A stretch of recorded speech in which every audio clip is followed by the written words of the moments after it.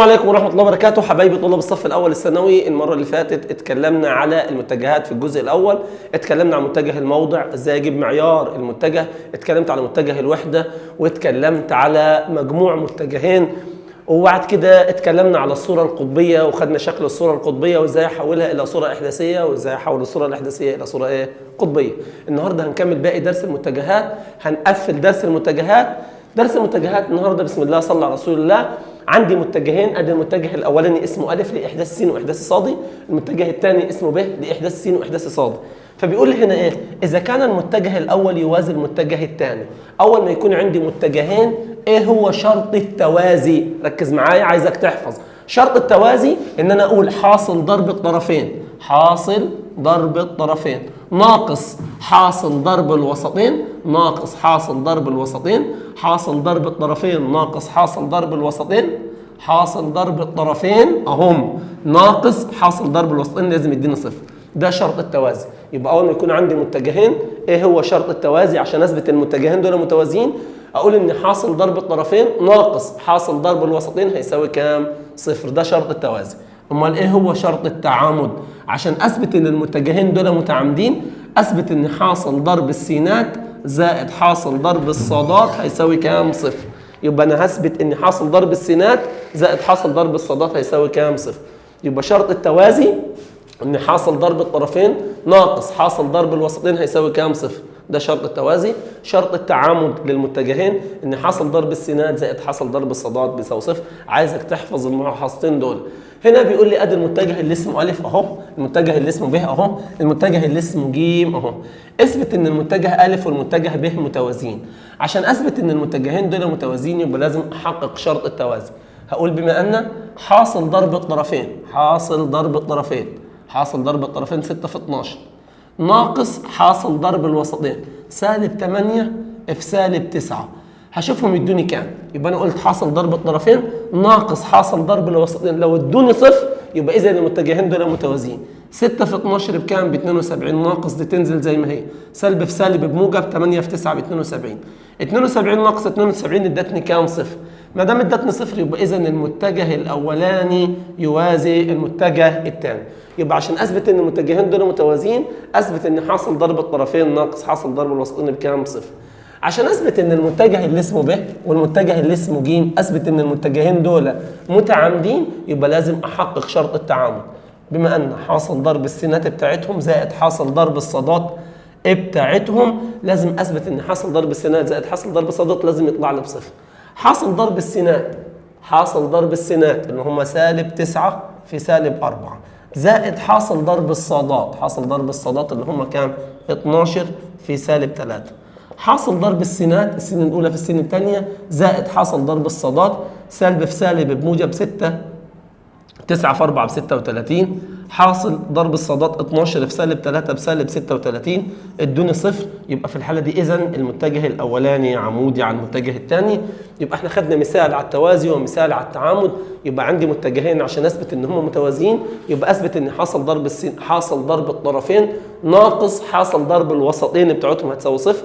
عشان اثبت ان دول متعامدين يبقى حاصل ضرب السينات زائد حاصل ضرب الصادات لازم يطلع صفر. خدنا مثال على التوازي ومثال على التعامد. يلا بينا نكمل تمارين الدرس. اذا كان المتجه م 2 في اتجاه السين و3 في اتجاه الصاد، يعني انت معبر عن المتجه بدلاله متجهيه الوحده الاساسيين، 2 عند السين و3 عند الصاد. فانا عملت كده ادي 2 وادي 3، 2 مكان السين و3 مكان الصاد. المتجه ن سالب 8 في اتجاه السين وسالب 12 في اتجاه صاد، يبقى سالب 8 عند السين وسالب 12 عند الصاد. تمام. المتجه اللي اسمه لام الف عند السين و15 عند الصاد، الف عند السين و15 عند الصاد، ادي الف وادي 15. المتجه قاف 6 وب، 6 عند السين وب عند الصاد، 6 عند السين وب عند الصاد. تمام. اثبت ان المتجه اللي اسمه م يوازي المتجه اللي اسمه ن.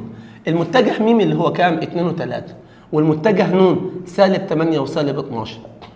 ادي المتجه م وهنا المتجه ن. عشان اثبت ان المتجهين دول متوازيين يبقى لازم احقق شرط التوازي. ايه هو شرط التوازي؟ حاصل ضرب الطرفين ناقص حاصل ضرب الوسطين بيساوي صفر. تمام كده؟ بما ان حاصل ضرب الطرفين اللي هم 2 في سالب 12 ناقص حاصل ضرب الوسطين اللي هم 3 بسالب 8. تمام كده؟ هتساوي كام؟ عندي 2 في سالب 12 ادتني سالب 24 ناقص حاصل ضرب الوسطين 3 في سالب 8 بسالب 24. السالب اللي جوه ضرب السالب اللي بره بقيت موجب، يعني يا مستر سالب 24 وموجب 24 ادتني صفر. يعني انا حققت خاصيه التوازي، حاصل ضرب الطرفين ناقص حاصل ضرب الوسطين ادتني كام؟ صفر. اذا المتجه اللي اسمه م يوازي المتجه اللي اسمه ن. تمام. اوجد قيمه الف. طب انت مديني ايه بقى؟ انت طالب مني قيمه الف، طب مساعدني بايه؟ قال لي في عندي متجه اسمه ن اللي هو سالب 8 وسالب 12. متجه اسمه لام الف وكام؟ و15. بيقول لي المتجهين دول متوازيين، يعني انا بقول لك استخدم خاصيه التوازي عشان اجيب قيمه الف. فانا بقول بما ان المتجه اللي اسمه ن يوازي المتجه اللي اسمه لام، هم متوازيين، فانا هستخدم خاصيه التوازي عشان اجيب لك مين يا عم احمد؟ اجيب لك قيمه الف. ايه هي خاصيه التوازي؟ ان اذا حاصل ضرب الطرفين سالب 8 في 15 ناقص حاصل ضرب الوسطين سالب 12 في الف هتساوي كام؟ صفر. السالب اللي جوه تضرب السالب اللي بره يبقى موجب. سالب 8 في 15 بسالب 120. تمام. 12 في الف ب 12000 هتساوي صفر. السالب 120 يا عم احمد اللي على اليمين راحت الناحيه الثانيه بقت موجب 120. 12 دي مضروبه في الالف. انا عشان اجيب قيمه الف هقسم هنا على 12 واقسم هنا على 12. ال 12 ضاعت مع ال 12 اصبحت الالف بكام؟ ب 10. يبقى قيمه الف دي بكام يا عم احمد؟ ب 10. كده انا جبت قيمه الالف دي ب 10، شلت الالف حطيت قيمتها 10. الله ينور. اوجد قيمه ب. حاضر. انا عشان اجيب قيمه ب اللي هي دي مساعدني بايه؟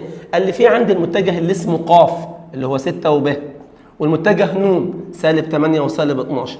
بيقول لي بما ان المتجه اللي اسمه ق عمودي على ن، يعني انا بقول لك دول متعامدين، استفاد من خاصيه التعامد عشان تجيب لي قيمه ب. ما دام دول متعامدين اذا خاصيه التعامد حاصل ضرب السينات زائد حاصل ضرب الصادات هتساوي صفر. حاصل ضرب السينات يبقى اضرب 6 في سالب 8، 6 في سالب 8 زائد حاصل ضرب الصادات اللي هو ب في سالب 12 هتساوي كام؟ صفر. تمام. 6 في سالب 8 بسالب 48. خلي بالك معايا، ب في سالب 12 بسالب 12 ب هتساوي صفر. السالب 48 راحت الناحيه الثانيه بقيت كام؟ موجب 48. هنا عندي سالب 12، عندي سالب 12. سالب 12 مين؟ ب. فانا عشان امشي السالب 12 هقسم هنا على سالب 12 واقسم هنا على سالب 12. السالب 12 مشت مع السالب 12 دول قسمتهم على بعض يبقى اذا قيمه ب بكام؟ بسالب 4. خلاص يا عم احمد جبنا قيمه ب بكام يا عم احمد؟ بسالب 4. فهو بيسالني بيقول لي هل القاف عموديه على الميم؟ القاف اللي هي كام؟ 6 وسالب 4. والميم اللي هي كام يا عم احمد؟ 2 و3. هل المتجهين دول متعامدين؟ فانا هحقق خاصيه التعامد. لو اتحققت يبقى متعامدين، ما اتحققتش يبقى مش متعامدين. هقول بما ان حاصل ضرب السينات زائد حاصل ضرب الصادات هتساوي كام؟ حاصل ضرب السينات يعني 6 في 2 ب 12. حاصل ضرب الصادات سالب 4 في 3 بسالب 12 ادتني صفر. ما دام ادتني صفر يبقى اذا المتجه اللي اسمه ق عمودي على المتجه اللي اسمه م. احنا كده درسنا التوازي ودرسنا التعامد باستفاضه. يلا بينا نكمل باقي تمارين على الدرس. اذا كان الف 7 وسالب 3 ب سالب 2 و5 ج 2 في اتجاه السين و3 في اتجاه الصاد، يعني لو حبيت اعبر عنها بزوج مرتب هتبقى 2 وكام؟ و3. تمام. المتجه اللي اسمه لام عشان اشوفه عندي اضرب 2 في الجيم. اول ما اضرب 2 في الجيم يعني 2 دي تدخل تضرب ايه؟ الجيم. 2 ضربت الاثنين تبقى كام؟ 4. 2 دي فتوه تدخل تضرب كل اللي جوه عند الايه؟ عند الجيم. 2 ضربت الاثنين تبقى 4 و2 ضربت الثلاثه تبقى كام؟ 6. الثلاثه هتدخل تضرب الب. اول ما الثلاثه تدخل تضرب الب الثلاثه ضربت السالب 2 تبقى سالب 6 والثلاثه ضربت الخمسه تبقى 15. السالب دي احولها الى موجب بس بشرط ان السالب تدخل تضرب الالف. السالب اول ما تدخل تضرب الالف تغير كل الاشارات اصبحت سالب 7 وموجب 3. حط اللام ده في ابسط صوره. عندي هنا سالب 7 وسالب 6 تبقى سالب 13 وموجب 4 تبقى سالب 9. 3 و5 3 و15 18. 18 6 تبقى كام؟ 24. طب تمام. المتجه اللي اسمه م 3 عند السين وسالب 8 عند الصاد. هو بيقول لي هنا ايه؟ اثبت ان رقم 1 اثبت ان ايه؟ اثبت ان المتجه لام يوازي المتجه م. عشان اثبت ان المتجهين دول متوازيين يبقى لازم احقق شرط التوازي. ايه هو شرط التوازي؟ بما ان حاصل ضرب الطرفين سالب 9 في كام؟ في سالب 8. حاصل ضرب الطرفين ناقص حاصل ضرب الوسطين اللي هم 24 في 3. حاصل ضرب الطرفين ناقص حاصل ضرب الوسطين. اول ما اضرب سلب في سالب بموجب 9 في 8 ب 72. ادي حاصل ضرب الطرفين ناقص حاصل ضرب الوسطين. 72 ناقص 72 هتديني كام؟ صفر. ما دام تحقق عندي شرط التوازي يبقى اذا المتجه اللي اسمه لام يوازي المتجه اللي اسمه ميم. تمام كده؟ يبقى لام بيوازي الميم. ادخل على المطلوب الثاني، بيقول هنا اذا كان المتجه اللي اسمه لام كاف مضروبه فين؟ في ميم. المتجه اللي اسمه لام ده اللي هو عباره عن كام؟ المتجه لام اللي هو سالب 9 و24. سالب 9 و24. اضرب كاف في الميم. ميم اللي هي ايه؟ ميم اللي هي 3 وسالب 8. 3 وسالب 8. سالب 9 و24 تنزل زي ما هي. الكاف ده فتوه يدخل يضرب كل اللي جوه. الكاف ضربت الثلاثه تبقى 3 كاف، والكاف ضربت السالب 8 تبقى سالب 8 كاف. ما دام عندي زوجين مرتبين متساويين يبقى الاحداث السيني بيساوي الاحداث السيني، او الاول بيساوي الاول. يبقى 3 كاف بتساوي سالب 9، والثاني بيساوي الثاني، يبقى سالب 8 كاف بتساوي 24. الثلاثه هنا ضربت الكاف، هقسم هنا على 3 واقسم هنا على 3. الثلاثه ضاعت مع الثلاثه يبقى كاف بتساوي كام؟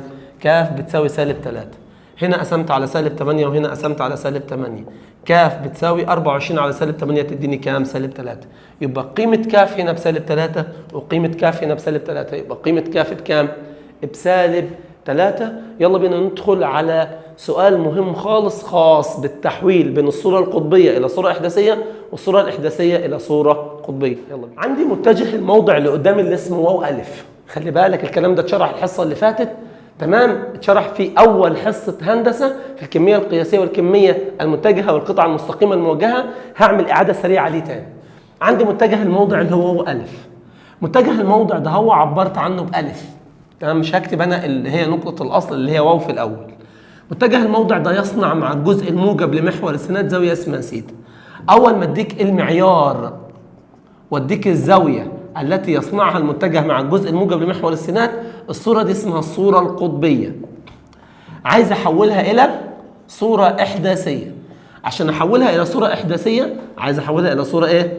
احداثية اللي هي س وصاد. همسك المعيار اللي عندي واروح ضربه في جتا الزاوية، كده انا اديتك الاحداث السيني. امسك المعيار اللي انت مديهوني واروح ضربه في جتا الزاوية، كده انا اديتك الاحداثي الصادي. تمام؟ اوجد بدلالة متجهي الوحدة الأساسيين، مين في اتجاه س ومين في اتجاه ص. تمام؟ عندي قوة مقدارها 37 نيوتن، مقدارها يعني معيارها، قوة مقدارها كام؟ 37 نيوتن. 37 نيوتن مقدارها يعني معيارها. تمام؟ القوة دي تؤثر على جسم وتعمل في اتجاه الشمال. أول ما ألاقي كلمة شمال الاقي كلمه جنوب يبقى انا بتكلم على الاتجاهات الاصليه. هذه شمال وهنا جنوب وهنا شرق وهنا غرب. تمام يا عم احمد؟ وقفت هنا عند مين يا عم احمد؟ عند نقطه الاصل. القوه دي مقدارها 37 وتعمل في اتجاه الشمال، رمزت لها بالرمز الف. مقدارها يعني معيارها 37. تمام؟ مقدارها 37 نيوتن، تعمل في اتجاه الشمال. يعني معنى كده ادي ده متجه. طبعا اساسا القوه تبدا تتحرك من نقطه الاصل اهي، اتحركت في اتجاه الشمال، تصنع مع الجزء الموجب لمحور السينات زاويه قياسها كام؟ 90. فانا مسكت المتجه اللي قدامي اللي هو الف، معياره او مقداره 37، يصنع زاويه قياسها كام؟ 90. ده المقدار او المعيار ودي الزاويه. يبقى الصوره اللي قدامي دي اسمها الصوره القطبيه. تمام؟ عايز احولها الى صوره احداثيه، اعمل ايه؟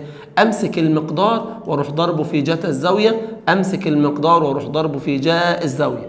ده بسميه الاحداث السيني وده الاحداث الصادي. عم احمد 37 ضربتها في جتا ادتني صفر، 37 ضربتها في جتا 90 ادتني كام؟ ادتني 37. يبقى المتجه اللي اسمه الف صفر عند السينات مش هكتبه، انا هعبر عن ال 37 في اتجاه محور الصادات. تمام كده؟ بصيت على الجزء الثاني كده انا عبرت عن المتجه ده بدلاله متجهي الوحده الاساسيين.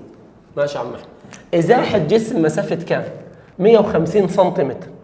ده ال 150 سم ده المقدار او المعيار. تمام؟ الازاحه دي تعمل في اتجاه 30 شمال الغرب.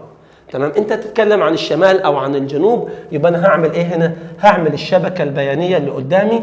هنا ده شمال، هنا ده جنوب، هنا ده شرق، هنا ده غرب. انا بتكلم على مين؟ دي نقطة الاصل اللي هي واو. المتجه بتاعي طبعا الازاحة دي كمية متجهة اعبر عنها بالمقدار، ده مقدارها وده اتجاهها.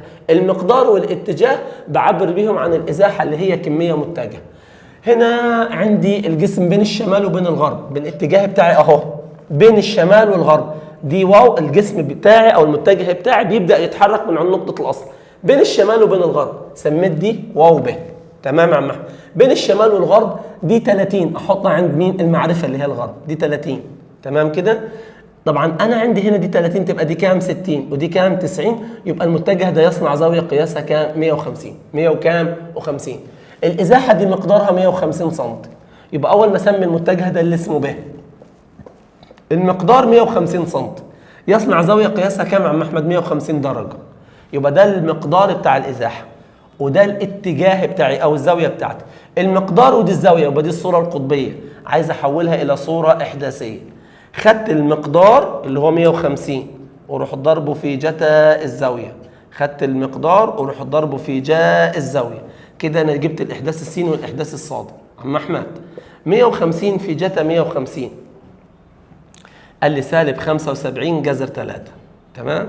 هنا 150 في جا 150 هتديني 75، هتديني كام؟ 75. يبقى انا هنا جبت الاحداث السيني وجبت الاحداث الصادي. عشان اعبر عنهم بدلاله متجهي الوحده الاساسيين، خدت الاحداث السيني في اتجاه محور السينات وخدت الاحداث الصادي في اتجاه محور الصادات. خلي بالك انا بتكلم هنا مديك المقدار وهنا مديك الاتجاه، يبقى انا هعمل ايه هنا؟ ما دام لقيت شمال وجنوبي بعمل الشبكه البيانيه خلاص، واعبر بالمتجه بتاعي، وبعد كده انا حولت ادي المقدار وادي الاتجاه اللي هو الزاويه، دي اسمها صوره قطبيه، حولتها الى صوره احداثيه. خدت قيمه س قلت في اتجاه محور السينات، خدت قيمه ص قلت في اتجاه محور الصادات. بكده نكون خلصنا باقي درس المتجهات. خلي بالك عايزك تسمع الحلقه الاولى اللي هو الجزء الاول بتاع المتجهات، وبعد كده تسمع الحلقه الثانيه. ما ينفعش تسمع الحلقه الثانيه من غير ما تسمع الحلقه الاولى. الحمد لله رب العالمين قفلنا درس المتجهات، شدوا حيلكم خلاص باذن الله. باذن الله ان شاء الله عايزين قبل العيد نكون خلصنا المنهج بتاعنا، عشان بعد العيد ننزل فيديوهات المراجعه زي فيديوهات المراجعه بتاعت الترم الاول، اقوى فيديوهات مراجعه تنزل، الاحسن طلبه والافضل طلبه ابطال الرياضيات مع مستر احمد منصور. هتوحشون ان شاء الله، وانتظروا الفيديو القادم مع مستر احمد منصور. مع السلامه.